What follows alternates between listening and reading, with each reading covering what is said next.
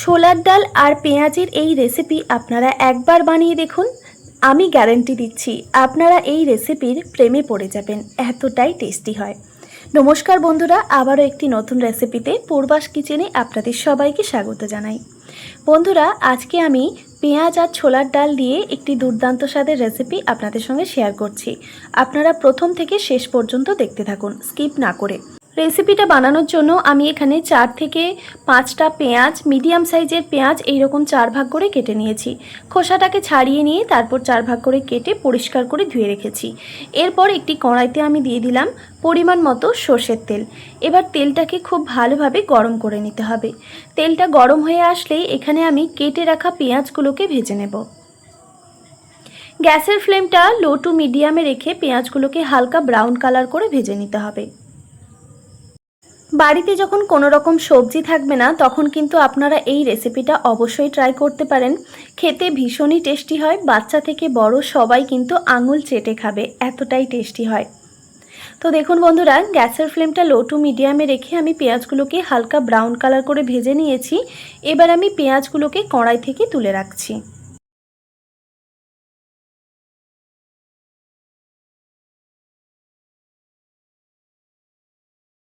এবার গ্রেভির জন্য একটা মশলা রেডি করে নিই। একটা মিক্সিং জারে দিয়ে দিচ্ছি একটা মিডিয়াম সাইজের পেঁয়াজ আর ঠিক 4 থেকে 5 কোয়া রসুন। বন্ধুরা, আজকে কিন্তু আমি এই রেসিপিটা ঘরোয়া মশলা দিয়েই বানাচ্ছি। এরপর দিয়ে দিলাম কয়েক টুকরো আদা আর একটা মিডিয়াম সাইজের টমেটো কুচি। আর ঝালের জন্য দিয়ে দিচ্ছি 2টো কাঁচা লঙ্কা। অবশ্যই আপনারা ঝালের পরিমাণটা কমিয়ে কিংবা বাড়িয়ে দিতে পারেন। এরপর সামান্য পরিমাণে জল দিয়ে এটাকে খুব ভালোভাবে বেটে নিতে হবে। তো দেখুন বন্ধুরা, মশলাটা কিন্তু বাটা হয়ে গেছে। আর এই দিকে দেখুন, একটি প্যানের মধ্যে পরিমাণ মতো জল নিয়েছি। এই জলের মধ্যে দিয়ে দিচ্ছি স্বাদ মতো নুন আর সামান্য পরিমাণে হলুদের গুঁড়ো। এই প্যানের মধ্যে আমি ছোলার ডালগুলোকে সেদ্ধ করতে দেব। দেখুন, 2 ঘন্টা আগে আমি ছোলার ডালটা ভিজিয়ে রেখেছিলাম। ডালটা কিন্তু খুব ভালোভাবে ভিজে গেছে। তো আপনারা চাইলে কিন্তু ডালটাকে 4 থেকে 5 ঘন্টা মতো ভিজিয়ে রাখতে পারেন। এবার আমি ডালটা এই জলের মধ্যে দিয়ে দিলাম, নুন হলুদ জলের মধ্যে। এবার এটিকে আমি খুব ভালোভাবে সেদ্ধ করে নেব।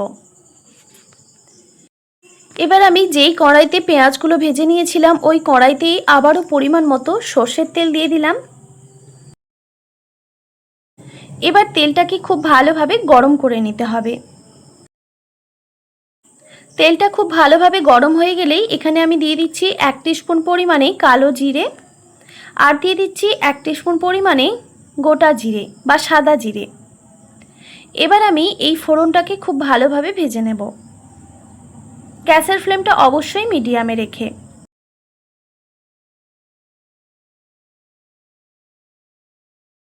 ফোড়ন থেকে একটা মিষ্টি গন্ধ বের হলেই এখানে আমি যে মশলাটা বেটে রেখেছিলাম মিক্সিতে সেটা দিয়ে দিলাম। এবার মিক্সির মগ ধোয়া সামান্য পরিমাণে জলও দিয়ে দিলাম। এবার গ্যাসের ফ্লেমটা লো টু মিডিয়ামে রেখে মশলাটাকে ভালোভাবে কষিয়ে নিতে হবে। খেয়াল রাখবেন, মশলা যত ভালো কষানো হবে রান্নার টেস্ট ততটাই ভালো আসবে। আমি যেহেতু এখানে রসুন পেঁয়াজ সব কাঁচাই ব্যবহার করেছি, তাই অবশ্যই হাতে সময় নিয়েই মশলাটাকে কষিয়ে নিতে হবে। তো গ্যাসের ফ্লেমটা একদম লো টু মিডিয়ামে রেখেই মশলাটা দেখুন কিছুক্ষণ কষিয়ে নিয়েছি। তো আবারও একটু নাড়াচাড়া করে দিলাম।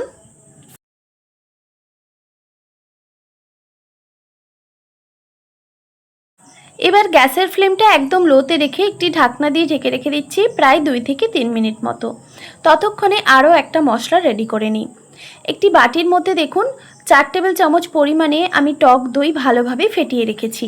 এবার এখানে আমি কিছু গুঁড়ো মশলা অ্যাড করছি। দিয়ে দিলাম হলুদের গুঁড়ো পরিমাণ মতো আর দিয়ে দিচ্ছি কালারের জন্য কাশ্মীরি লঙ্কার গুঁড়ো। এটা কিন্তু ঝাল নয়, তবে কালারটা অসাধারণ আসবে।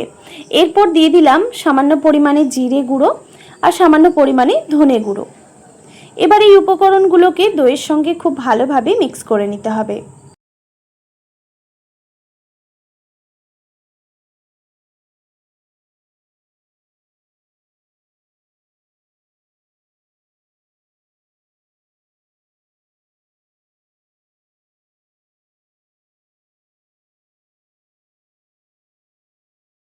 সব উপকরণগুলো দইয়ের সঙ্গে খুব ভালোভাবে মিক্স করা হয়ে গেছে। এবার যে আমি মশলাটা রান্না হওয়ার জন্য একটি ঢাকা দিয়ে ঢেকে রেখে দিয়েছিলাম, গ্যাসের ফ্লেমটা একদম লোতে রেখে এবার ঢাকাটা সরিয়ে নিচ্ছি। এবার দেখুন মশলা থেকে হালকা হালকা করে তেল ছাড়তে শুরু করেছে। মশলার থেকে কিন্তু কাঁচা গন্ধটা চলে গেছে। এবার যে আমি দইয়ের মিশ্রণটা রেডি করে রেখেছিলাম, এখানে আমি দইয়ের মিশ্রণটা দিয়ে দিচ্ছি। অবশ্যই গ্যাসের ফ্লেমটা একদম লোতে রেখেই দিয়ে দিতে হবে, না হলে কিন্তু দইটা কেটে যাওয়ার সম্ভাবনা থাকতে পারে। গ্যাসের ফ্লেমটা একদম লোতে রেখেই দইটা এই মশলার সঙ্গে খুব ভালোভাবে মিক্স করে নিতে হবে।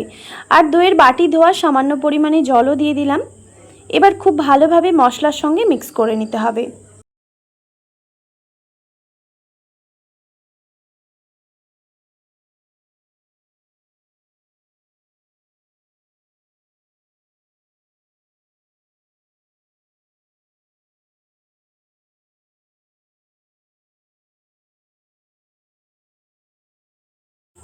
খুব ভালোভাবে মিক্স করা হয়ে গেলে এবার আমি গ্যাসের ফ্লেমটা হাই করে দিলাম। আর এখানে দিয়ে দিচ্ছি স্বাদমতো নুন, আর দিয়ে দিচ্ছি স্বাদের ব্যালেন্সের জন্য চিনি।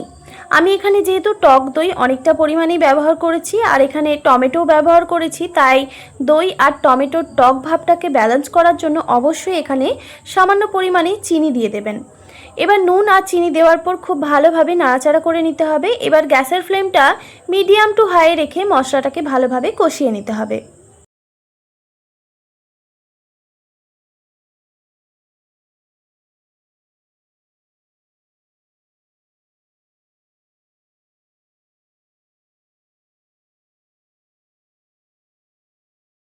আর এইদিকে দেখুন ডালটাও কিন্তু সেদ্ধ হয়ে গেছে।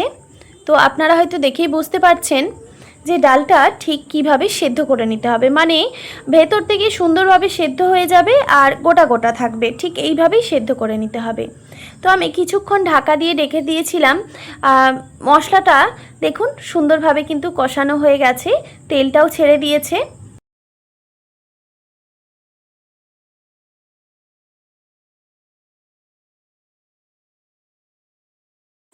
এবার এখানে আমি ভেজে রাখা পেঁয়াজগুলো দিয়ে দিচ্ছি।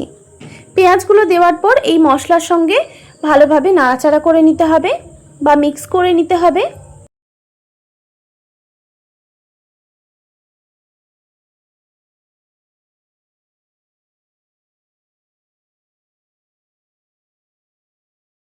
খুব ভালোভাবে মশলার সঙ্গে মিক্স হয়ে গেলেই এবার যে আমি ছোলার ডালটা সেদ্ধ করে নিয়েছিলাম, এই জল সহ ডালটা এর মধ্যে দিয়ে দিচ্ছি।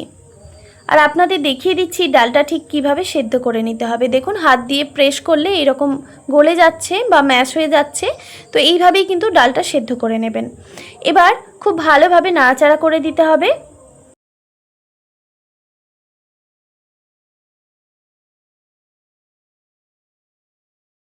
এবার এখানে আমি দিয়ে দিচ্ছি 3টে কাঁচা লঙ্কা, গোটা কাঁচা লঙ্কা দিয়ে দিচ্ছি, এতে স্বাদটা আরও বেশি ভালো আসবে।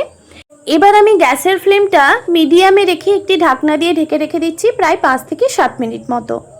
5 থেকে 7 মিনিট পর আমি ঢাকাটা সরিয়ে নিলাম। তো দেখুন বন্ধুরা, সাইড থেকে কিন্তু তেল ছাড়তে শুরু করেছে। আমাদের রেসিপি কিন্তু একদম রেডি হয়ে এসেছে।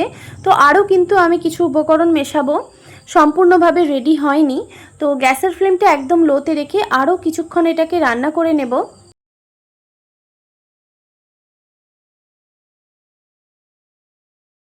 গ্যাসের ফ্লেমটা একদম লোতে রেখে আরও কিছুক্ষণ রান্না করে নেওয়ার পর এখানে আমি সবশেষে দিয়ে দিচ্ছি কিচেন কিং মশলা, যেটা আপনারা মার্কেটে অ্যাভেলেবেল পেয়ে যাবেন। আর যদি হাতের কাছে না থাকে তাহলে আপনারা সেক্ষেত্রে সামান্য পরিমাণে গরম মশলাও ব্যবহার করতে পারেন। এবার খুব ভালোভাবে নাড়াচাড়া করে নামিয়ে নিলে কিন্তু রেডি ছোলার ডাল আর পেঁয়াজের দুর্দান্ত স্বাদের এই রেসিপি। এই রেসিপিটা কিন্তু রুটি বা পরোটার সঙ্গে দুর্দান্ত লাগে। আশা করি আজকের এই রেসিপি আপনাদের ভালো লেগেছে। ভালো লেগে থাকলে অবশ্যই একটি like, comment, share and subscribe করে দেবেন। আর পাশে থাকা বেল আইকনটিও প্রেস করে দেবেন, তাহলে নিত্য নতুন রান্নার ভিডিওগুলি আপনাদের কাছে পৌঁছবে। ভালো থাকবেন, সুস্থ থাকবেন। দেখা হচ্ছে নতুন কোনো রেসিপি নিয়ে। আর এতক্ষণ আমার সঙ্গে থাকার জন্য আপনাদের সবাইকে অনেক ধন্যবাদ।